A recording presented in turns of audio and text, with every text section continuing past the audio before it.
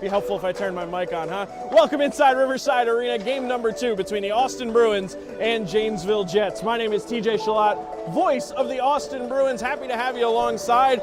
Austin victors last night by a final score of 4-3.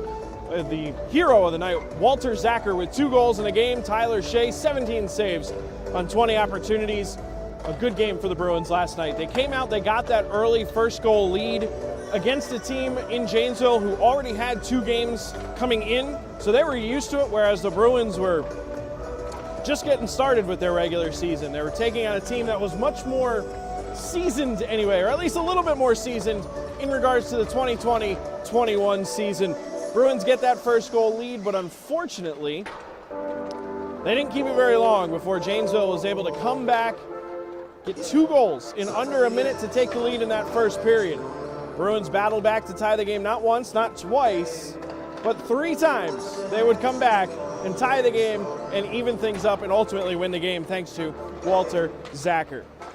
Looking tonight, a little bit of a line shift between both of these teams, as a matter of fact. The Bruins having some players in, some players out. As for the ins tonight, Connor Crawford, Tepe Ueno, 2 guys that'll be firecrackers, fire starters on that forward grouping.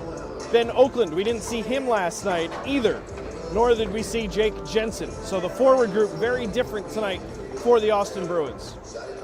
On the other side, the defensive side I should say, no change at all whatsoever for head coach Steve Howard and assistant coach Justin Fisher and Corey Lonke. Exact same players, albeit a little shuffled and a little different lines in regards to that. Cullen Rush will be now paired with Camden Gallagher, who led all players in shots blocked last night with 9 out of the team's total 15. On the other side for Janesville, they're missing a few players too as they slot in some new players here tonight. Guys like Jake Sacratini, who's getting the start on the right wing. He's in on the line with Carter Hopman and Justin Engelkiss. You're also missing guys from last night, such as Matt Karoluk, who scored a hat trick in the first game of the season for Janesville. Huge game coming up for the Austin Bruins and the Janesville Jets, just for the psyche of this Bruins team. We've talked about it almost ad nauseum in regards to what that slow start can really do to a team mentally. It'll be interesting to see how the Bruins bounce back now, knowing that they've got the victory in the first game. Can they complete things? Can they complete the sweep and move forward in their matchup with the Wilderness, their first divisional matchup next weekend? As we take a look at the goaltending matchup tonight, it's exactly the same. Tyler Shea in goal for the Austin Bruins, got the victory last night. On the other side, the youngster Owen Millward out of Davis, California. He's getting the start once again. The backups, a little different. Last night, the backups were Riley Sims for Janesville, and on the other side, Hudson Hodges for the Zach Hansen for the Austin Bruins.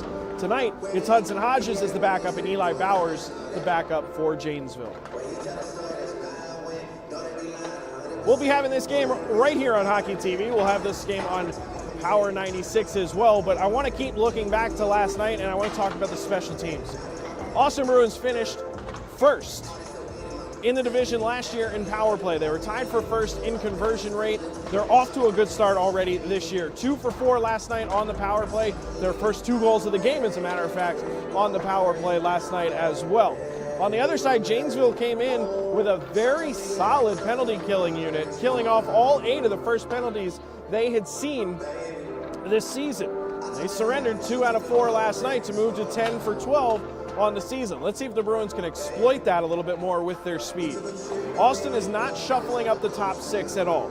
Peter Jacobs, Kyle Alexiuk, as well as Barrett Brooks, your starting 3, with Alex Trombley, Carson Riddle, and Walter Zacher, the second line. Those 6 have not changed at all. It'll be curious to see what guys like Mason Poole